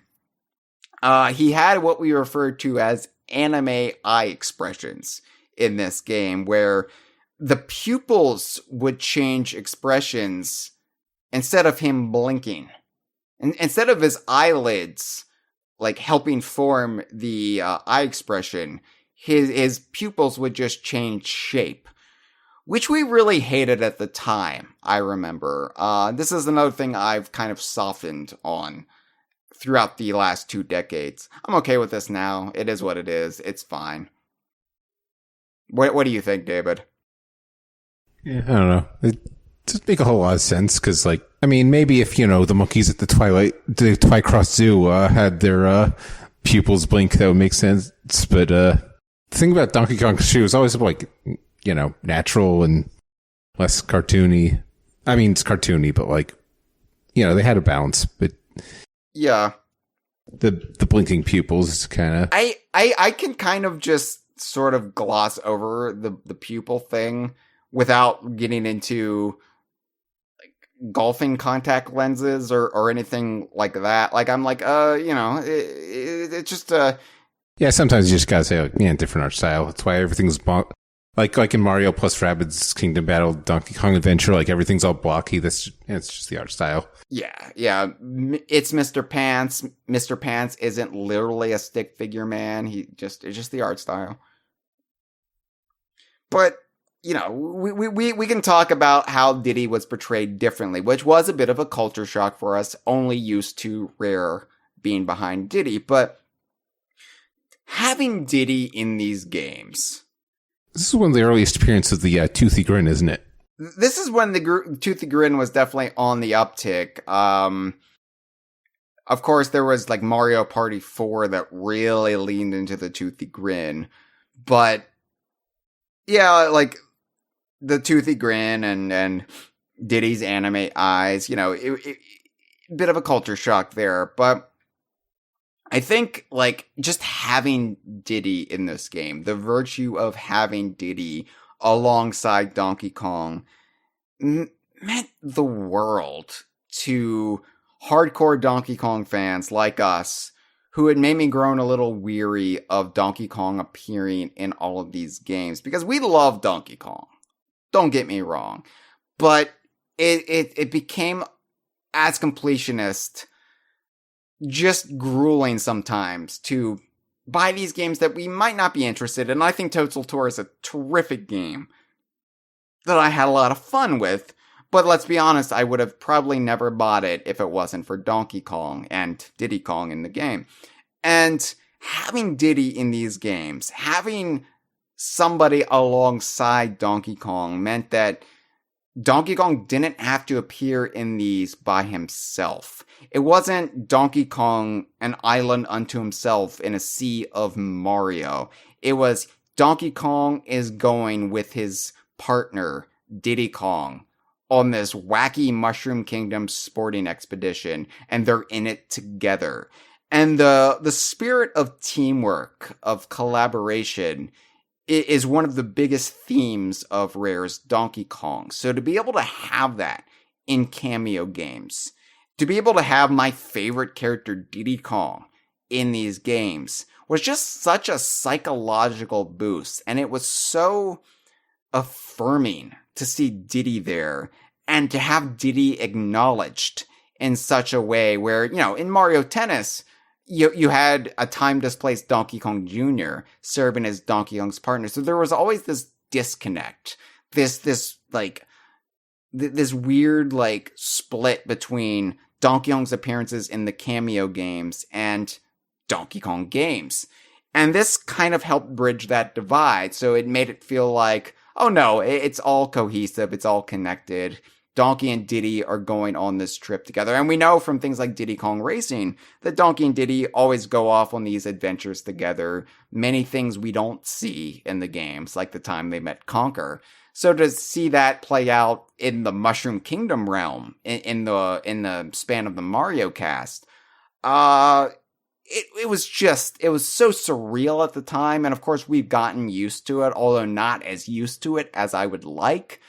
Mario Kart 8 Deluxe, you better put Diddy in the game, but it was just such a morale boost, and especially at a time when the future of Diddy kind of had a question mark behind it, because of course, in hindsight, Nintendo was not going to retire the character of Diddy Kong. His appearance in Toadstool Tour said as much. The fact that they made this, new artwork for him, standardized his design. Of course, we should have seen it then as, oh yeah, they're going all in on Diddy Kong. But then things like Jungle Beat and that mistranslated interview came out. And we think that there's this vendetta against Diddy Kong because he's not fresh enough. And had it not been for that mistranslated interview, then I'm sure our perspective would have been a lot more positive. But we thought, up through Super Smash Bros. Brawl, we thought that, there's this war. There is this war for Diddy's very future. So to have him in stuff like Toadstool Tour was a huge morale boost when we needed it. When we were in this uncertain post-buyout period. So, yeah. And I my God, just getting to play golf as Diddy, it was just so enjoyable. It made me smile every time Diddy would appear on the screen, and hearing his Donkey Kong 64 voices, like Chris Sutherland. We hear Chris Sutherland in this game. We hear Grant Kirkhope as Donkey Kong. Yeah, noted Microsoft employees, Chris Sutherland and Grant Kirkhope. Yeah, I really like this, immediate post-buyout period where they're starting to integrate Donkey Kong stuff a little bit more. But they weren't fully noted there Xbox yet. Developers, Chris Sutherland and Grant Kirkhope. Right. But they hadn't brought in new voice actors yet for the Kongs. And so you were getting a lot of hybridization between Rare and basically the future of Donkey Kong. And there's this just fun little middle ground, this little weird intersection that mostly played out in these Camelot games. But yeah, just a real trip having Diddy in this game. And that's really all I wanted to talk about was Diddy, but I guess we got to discuss... I guess we're already done. This has been a File 2 production. No, we got to talk about Congo Canopy. And before we get there, we should probably touch upon the courses themselves. Then I don't really have a lot to say about the non-Congo Canopy courses. Similar to the N64 game, there are mostly generic golf courses that ostensibly take place in the Mushroom Kingdom. You got the loose naming conventions, we're going to throw in the name of a Mario baddie or character in this golf course name, but it's mostly going to be we got Lakitu Valley, which is just the basic golf course, right? Just generic golf course, but it's Lakitu Valley. Okay. I guess. Yeah, the kind of course you could see Charlie and Harry playing in. I guess in my headcanon, I was like, oh, I guess this is where Lakitus are from. This is where they're native. You got Lakitus just roaming the woods, or I guess the clouds. Then you got Cheap Falls, which is a kind of a verdant pine forest, kind of like Pacific Northwest looking area. But it's Cheap Falls. I guess Cheeps are just resplendent in the waters here. Shifting Sands, which is a desert, and I guess at least takes a little bit of naming convention from Super Mario 64. But yeah, Shifting Sands, your desert track, or not track, golf course. Sorry, I'm used to talking about Mario Kart these days. And you've got Blooper Bay, which is the kind of tropical area. Now, in Mario Golf for the N64, there'd be kind of this gradual ramping up of kind of the more like fanciful or exotic elements of I almost said tracks again, golf courses, until you get like you kind of culminate, you climax in the full on wacky Mushroom Kingdom golf course. Whoa! It's the Mushroom Kingdom! Whoa!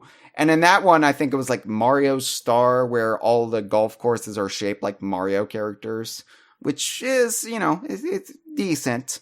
But I think Toadstool Tour really upped the ante, because Toadstool Tour had three golf courses that really celebrated different aspects of individual characters, or at least elements of the characters in the Mario Golf Toadstool Tour cast. So you have the heroic Mushroom Kingdom character golf course in Peach's Castle Grounds, which I really liked. Peach's Castle Grounds, which is just a very explicit Mushroom Kingdom track, god damn it, golf course. Golf course. I am not talking about Mario Kart. I will talk about Mario Kart again when we complain about Diddy not being in the last wave of the booster course pass. Golf course. Alright, I think I've trained my brain now. But Peach's Castle Grounds, what I really like about this is that it gradually, like, you go through the day and it ends at night. Like, by the time you get to hole 18, it's nighttime. You're right outside of Peach's Castle. The golf course is illuminated by stars on the ground. And I think you even have, like, fireworks in the distance. It's just a really atmospheric... It feels like a triumphant, like, almost end of the game. But it's not the end of the game. Yeah, you're on the final lap and... you're about to cross the finish line.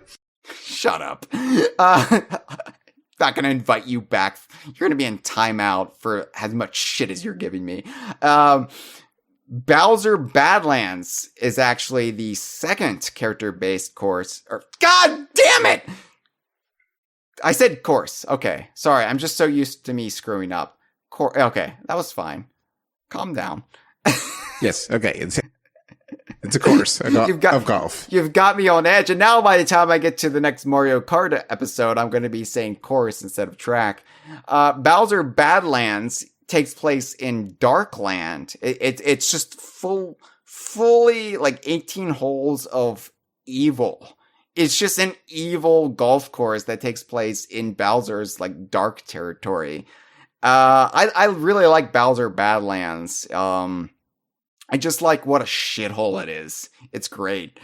And then finally, we've got the Donkey Kong Island golf course, Congo Canopy, which is a par 3 through and through. Every hole is par 3, but it's 18 holes, and it takes place in the treetops of the Congo jungle. Now, Congo Canopy is spelled with a C, just like the Congo jungle is spelled in the original Super Smash Bros., which, for more on that, listen to the Destination DKU episode we did on the Congo jungle earlier this season, where we... You see that, or they spell canopy with a K, so... Right. Either way, yeah, and you don't want to... You can't say Congo with a C and canopy with a K, or... Wait, no, that makes even less sense. Yeah, no. But... And you don't want to have too many words in there that start with a K, or else it gets into problematic territory. No. Keep it down to 2. Yeah. One or 2. But Congo Canopy with the C, like, it takes place in the treetops of the Congo jungle. And I really like how imaginative this golf course is, because it does feel like the perfect Donkey Kong golf course in that it is fantastical. It just slightly elevated from reality, but it's rooted in nature and the natural world just enough that you can plausibly buy it. Like, it doesn't really make a lot of sense for a golf course to exist entirely in the treetops, but you can kind of just accept that the Kongs would do it this way. It's not the most reference-heavy Donkey Kong golf course, but I think it's my favorite. I think it might be my absolute favorite Donkey Kong Island-based area in any cameo game, golf course, or track. It's like I said, court. Yeah, or tennis court. Like, this is still that weird baseball stadium. There are actually, there was a pretty good one in one of the Mario baseball games. Yeah, there are better areas in cameo games if all you're looking for are like references, like Swanky Sideshow, in Mario Superstar Baseball. But this is that weird compromise period, that weird transition period, because this game was in development before the Rare buyout had occurred, meaning there was still some distance being kept from trading on Rare's grounds too much. They didn't want to do that. Now, Diddy was obviously added to the game probably somewhere post-September 2002, after the buyout, and they felt like, okay, well, we can use Diddy Kong now. Congo Canopy doesn't fully embrace the aesthetics and series trappings of Donkey Kong. It does have a little bit more going on for it than the generic jungles of like DK's Jungle Parkway from Mario Kart 64 or DK's Jungle Adventure from Mario Party, because it does use DK barrels for the tee boxes. They outline the tee boxes, which is a nice little detail, and that's basically where it ends. You've got, I think, like the clubhouse that sort of looks like a Donkey Kong Island treehouse, but, a little off model, similar to how Super Smash Bros. Melee had that house by Congo Falls, but it isn't really like on model for any architecture seen in Donkey Kong Island, but it works. But I think Congo Canopy really does capture the spirit of the Congo jungle and Donkey Kong Island in a way that some of those shoehorned Donkey Kong areas, racetracks or golf courses or baseball stadiums or tennis courts, basketball courts basketball court. Yeah. I think there was one. Yeah. Yeah, there was. It was on a raft in Mario Hoops 3-on-3. But I just couldn't remember if you called basketball courts. And I was like, no, those basketball are tracks. Basketball tracks, yeah.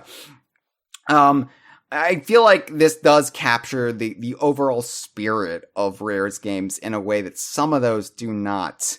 Now, Camelot would have a lot more fun with some Rare Donkey Kong elements the following year with Mario Power Tennis, where they would have critters flanking the court, and they would have claptraps, and they would really like give a warm embrace to a lot of stuff they maybe felt like they couldn't do for the bulk of Toadstool Tour's development time. But damn, I love Congo Canopy. It just feels perfect to me. It really does feel like how I would imagine the Kongs would handle a golf course on Donkey Kong Island. Like, it's ecologically friendly. It doesn't like destroy the native environment of the jungle. They put it up and over most of the jungle where it doesn't really harm anything. And, Camelot would later go more all in and do a Donkey Kong golf course with all the bells and whistles, all the trimmings, including screaming pillars, barrel cannons, TNT barrels, those weird bouncing flowers in DK Jungle from 2014's Mario Golf World Tour for the Nintendo 3DS. And that was great. I really liked that. I think that was only a 9-hole golf course, but I still prefer Congo Canopy, I think. Even though it doesn't really have all of the series aesthetics that we would come to expect in Cameo games. I think Congo Canopy just feels so appropriate, and I really like how inventive it is. So that's why I made a t-shirt that you can buy now on our merchandise store. Yeah, so, it's very, it doesn't have a lot of reference. It just feels like a Donkey Kong course track, stadium, whatever it's called. Yeah. And like I said, we were a simple folk back then. We didn't expect much. So just the sheer fact of putting DK barrels in there felt so cool. Like, oh my God, they're referencing DK barrels. It was the same way in Mario Party 4, Donkey Kong's birthday gift, from the other characters was a little replica of a DK barrel, which was the first time I think they referenced DK barrels in any Cameo game. And I was like, oh my God, they've referenced a DK barrel in a Mario game? Oh, wow, that's forbidden territory. I can't believe they did that. So, yeah. Until you find out about the time they referenced a DK barrel in a Kirby game. Oh, I already knew that, but Kirby just gets away with shit you wouldn't think other games would be able to get away with. Like, Sakurai does what Sakurai wants. Sakurai, even back then, they just went for it. So anyway, yeah, I don't really feel like we need to go through the modes of this game. It's just, you got like tournament, you got character match, which is, I guess, worth mentioning because that's how you unlock star characters. Do you remember star characters from this game, David? Yep, they were just the same characters, but with better stats. Better stats, and they would have a little star next to their name, and I think you would press the shoulder button to activate the star character. So of course, once I unlocked Star Donkey and Star Diddy, I would just use those characters. Pretty sure his drive is still well short of a mile. Let me show you what I mean. Ring shot was there again, and you had a ring shot challenge. I don't even remember what ring shot challenge was, how that differed from ring shot. I mean, there are certain parameters you had to work with, but it all blurs together. I definitely remember character match, though, just unlocking a star character, because I felt like I would have to go through all of them to unlock all the star characters, even though the only one I would want is Star Donkey and Star Diddy. But anyway, yeah. Of course, they couldn't even give them alternate costumes, like, Star Diddy with 3 stars on his shirt, maybe? Right, yeah. Give him the yellow hero mode outfit from Donkey Kong Country for the Game Boy Advance, which came out, like a month before this. They had plenty of time to implement it. You cowards! Or, 2-player contest colors, Yeah. Well, that was what was first, but I associated it as hero mode. Like, it gave us a name for it, David, and a canonical purpose. I guess Smash Brothers is the only one for alternate colors with most of which reference other things in the games. True. I feel like there were less... The modes were maybe less robust in this version than Mario Golf for the N64, which is why maybe some people prefer the N64 game. I just feel like the modes in this game, as well as the gameplay, was maybe just more polished in general. Like, it had a bigger impact. Everything in the game had a bigger impact, and yeah, I don't know. I prefer Toadstool Tour, but I can see why some people might like Mario Golf for the N64 or the NES game with Daisy, but I don't know. I like didn't Young Cranky make an appearance in that one? He ran like the tea shop or something. Something like that. Something like that. I don't care. It's pre-DKU. I'm not going to talk about. David! What? I'm going to give you some fun facts about Toadstool Tour. Are you excited? No. I mean, I think you're excited and you're not excited have the same connotation. I'm so excited, but unlike the Pointer Sisters, I'm perfectly capable of hiding it. Okay, yeah, you do hide it pretty well. You're pretty uniform throughout. So I always think you're just bursting with excitement. That's just my natural assumption of your state of being. David, did you know Toadstool Tour is not only DKU by virtue of Donkey and Diddy appearing in it. Of course, it's Mario universe. It's DKU, but it's also a rare PKU game. It's Pikmin universe. Because whenever your ball lands in the flowers, like any flower growth, Pikmins come flying out of the flowers. So this game has a rare appearance of Pikmin in it, which is so weird to me, given that this is not a game developed by Miyamoto's team. Like, they would just hide Pikmin in it. I knew that, but then I forgot about it, so I just learned it again. I don't know why they're in there. I mean, granted, this is also, recency bias. Pikmin was the new hotness at this time. And maybe it was just like, we're just going to hide Pikmin in there. But what does that imply about Pikmin? Does that imply that the game's Pikmin take place in the Mushroom universe? Or does it imply that Pikmin also evolved independently in the Mushroom universe as well? Maybe just a bunch of Pikmin just wandered into a warp pipe. Yeah, chest of time. There's lots of ways they can get in there. And then they start reproducing. And then there's a ecological epidemic in the Mushroom Kingdom's hands, and it's just a disaster. David, did you know there are loads of fun Easter eggs? Yes, I said loads. On the scoreboards. I probably should have known that, because that's kind of a place where you could put Easter eggs, but I never really paid much attention. Yeah, but perhaps I should have. In Mario Golf, I think they put characters like Link on there, like on the N64 game. Well, I remember the Game Boy Color had like a Link's course, so they kind of had all Zelda characters on that.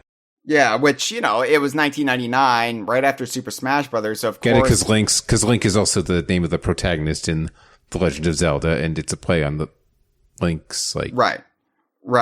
But it was 1999, so of course we were saying, Link just came out of the chest of time. He befriended Mario, and he was like, I'm gonna play some golf. Anyway, and eventually appeared in Mario Kart 8, so shut up. Anyway, there are lots of, Mario characters on the scoreboards who don't appear in this game, like lots of drones and stuff, but the most fascinating one is the character Toadster. Do you know who Toadster is, David? Nope. No, so when I was playing this back in 2003, I just assumed Toadster was like some Yoshi's Island baddie or something, or some character from Paper Mario. But Toadster is a character exclusively from the Super Mario Adventures comic. He was a mushroom retainer who worked for Princess Toadstool alongside Toad. But Toadster had a funky little mustache. And apparently someone remembered Toadster.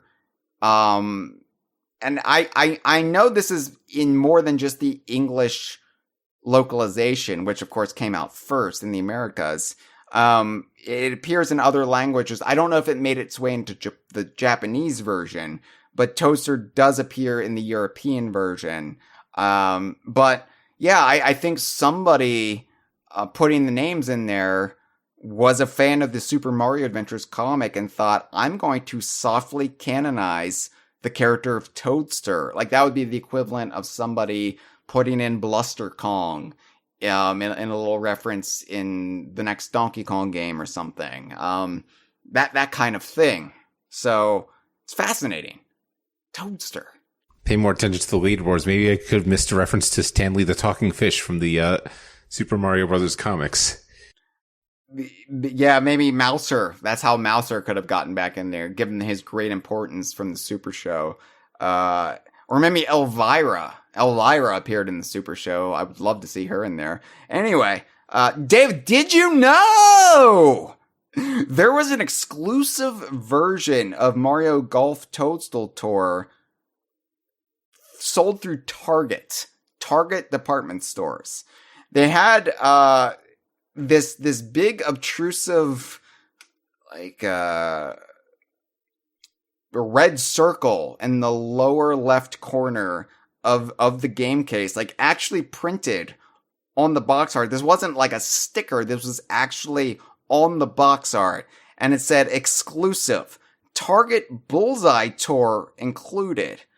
And this creates a lot of confusion nowadays. All this did was bundled inside the game case was this little code that you put the code in and would give you access to a special Target Tour tournament.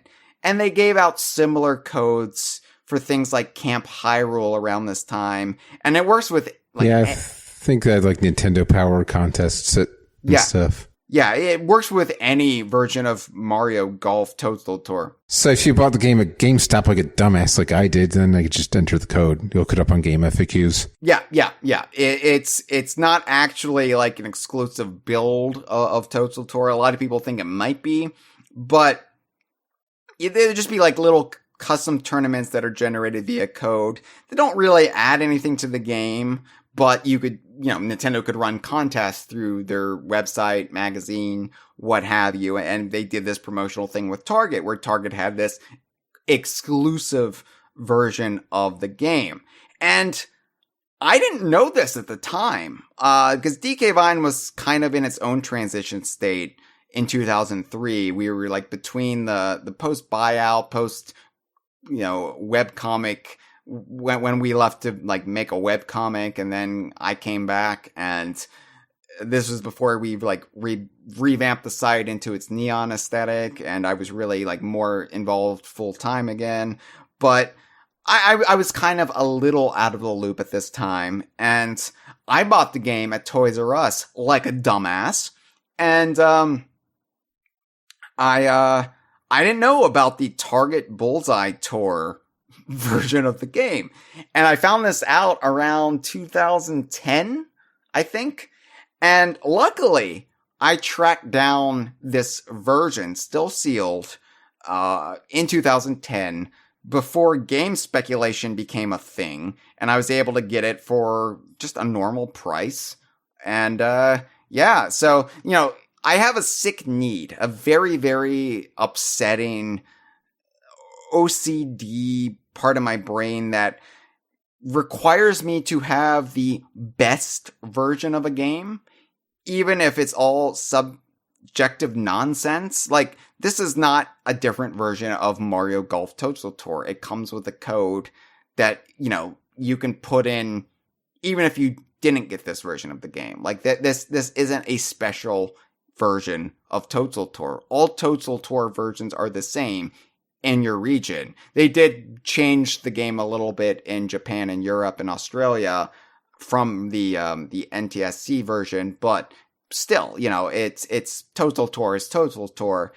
But because I have to have the best version of a DKU game, once I found out about this, I had to track it down. I also had to get the Double Dash pre-order version with the bonus disc. Luckily, I knew about that and reserved it at GameStop. Yeah, I think I got that version. Yeah, I pre-ordered it at GameStop, got that version. You haven't really played Mario Kart Double Dash unless you played the demo of Sonic Heroes. There's also a demo of like the Ninja Turtles game from around that time in there. Yeah. Anyway, the Target Bullseye Tour, meaningless, but I do have that. It's on my shelf. Can probably sell it for a lot of money. If I wanted to, but it's a treasured item. It covers Mario's crotch. I don't have to look at his unmentionable parts. So, you mean his feet? Yeah. The only feet I want to look at are Diddy's prosthetic golfing toes. David, we have a call. We have a call from a fellow Toadstool Tour aficionado. So why don't we play it, and we will wrap this up with our final thoughts. Hey, BK Vine, it's Porygon Q here, and I absolutely fucking love Mario Golf Toadstool Tour. It is by far one of my favorite games of all time. There's so much about this game that I adore. The gameplay is flawless. The character roster is unbelievable. There's so many courses and modes. They put Pikmin into the grass. Like, it is one of my favorite games of all time, and easily my favorite cameo game, I think, just full stop. I could talk for hours about how much I love the game, but instead I want to talk about, what this game means to me in terms of my DKU and DK Vine fandom specifically. So, a few years ago, back around the time when I started listening to the Kongversation, I'd heard a few episodes and I, enjoyed what I'd heard, but I wanted to kind of, engage with the community a little bit, but I guess I just didn't know about the forum or anything, so I decided to post a YouTube comment. This was way back in season 5. I think it was episode 523, call Sack, I believe. Now, I could have said anything in this YouTube comment, right? The world was my oyster. I could have done literally whatever. But I decided for my first contribution to just type Mario Golf Toadstool Tour in all caps. Now, the next episode of the Kongversation, Hyle told the co-host, who I believe was Joe Mudd, during their due diligence, he was like, hey, how about you go read some fucking YouTube comments? And, of course, my random ass comment was read, and it was so fucking funny to me that this random fucking comment was just like, yeah, we're just gonna read it. And, the whole thing was just very kind of like irreverent, but not like condescending at all. And it was just like, it just really struck me as like, damn, I like this. I get this. This is really funny.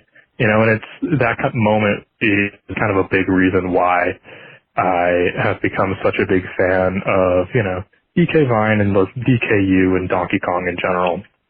Like right now, I'm just casually, calling the fucking podcast in a Congo Canopy t-shirt. And, a big part of the reason why I even, became and stayed a fan was because of this random ass fucking moment involving one of the greatest pieces of software ever made. So yeah, have a good episode. Well, thank you for the call, Porygon Q. And I'm glad you got something positive out of season 5, which is one of my least favorite Kongversation seasons. I do not recommend season 5 just because that was another transition period for the show, and I was trying to find my own voice at the time. I kind of took over as sole main reoccurring host of the show, and I was kind of unmoored at the time and really depressed, and I really didn't know how to do DK Vine as sole editor-in-chief, and it was just a bleak time. I started to find my way out of that in season 6, and I feel like season 7 is when the show really started, I think, turning a page, and I found the confidence I like to pretend I have today. But anyway, I'm glad you got something positive out of it. I'm glad it brought some light to this dark world. And yeah, Mario Golf Toadstool. We need to bring back Joe to read some YouTube comments. Yeah, Joe's busy these days. Joe's got a life. I mean, supposed to read our own YouTube comments now? What the hell? Sometimes I do read the YouTube comments when I'm feeling bold enough, and sometimes when I'm feeling really anxious, I look away from the YouTube comments. So anyway, yeah, I'm glad you got something out of season 5, which, just like I'm glad we got something out of my early morning ramblings from August 1st, 2003. On this episode. But yeah, Toadstool Tour is great. And looking in on a live stream right now, and Freezer is in the live stream. Hello, Freezer. I've been reading your comments too. I don't avert my eyes from the live stream comments, even when I'm feeling anxious. Don't remember what Angry Marge Simpson, was that referring to my Toad voice?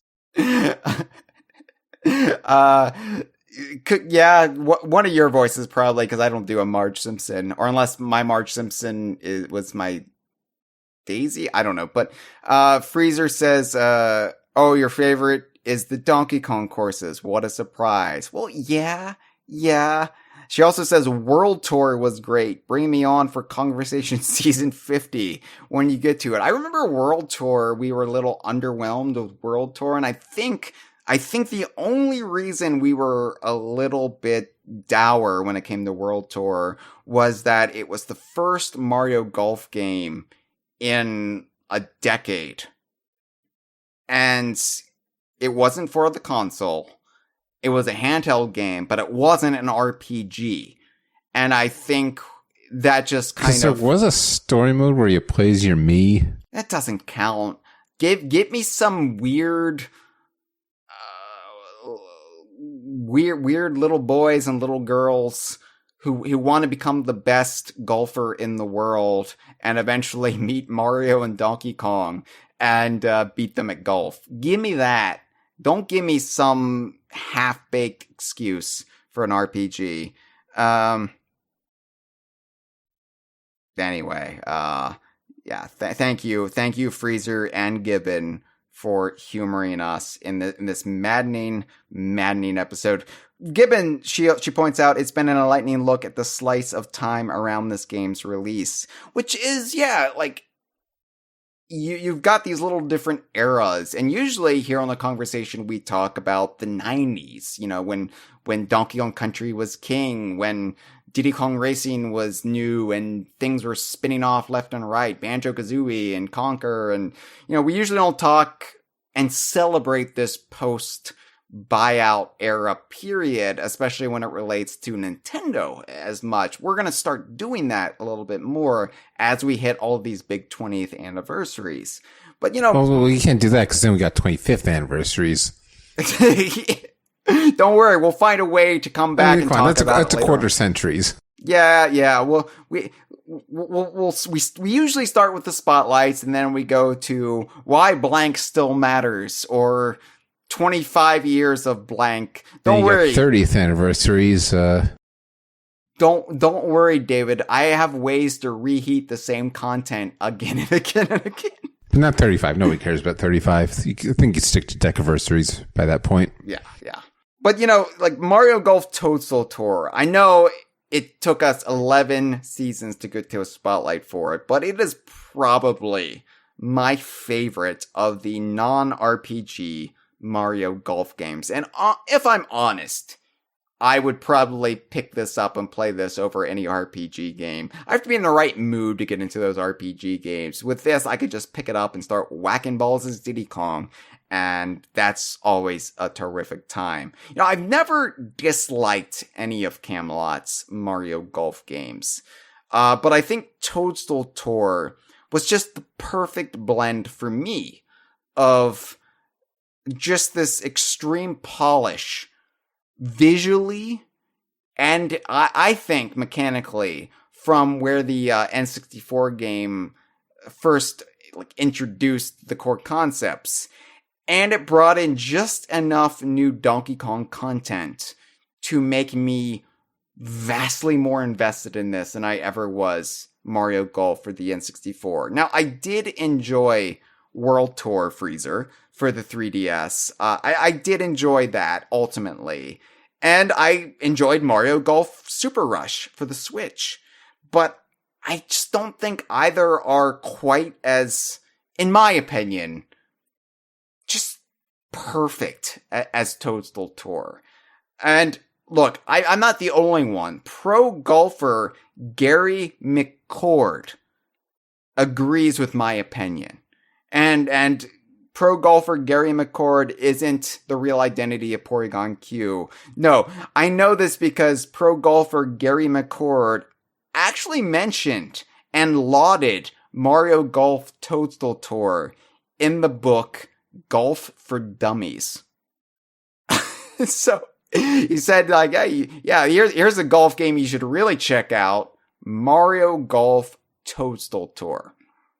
Now, I've checked, and pro golfer Gary McCord doesn't seem to be affiliated with the Saudi sports washing organization LIV, L-I-V. So, he's got that going for him. I know, it's now merged with the PGA, so everything's tainted by association.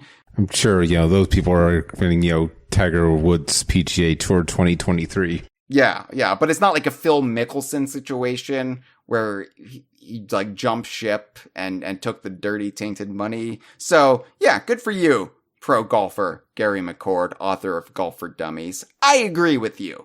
Mario Golf Toadstool Tour is a terrific time.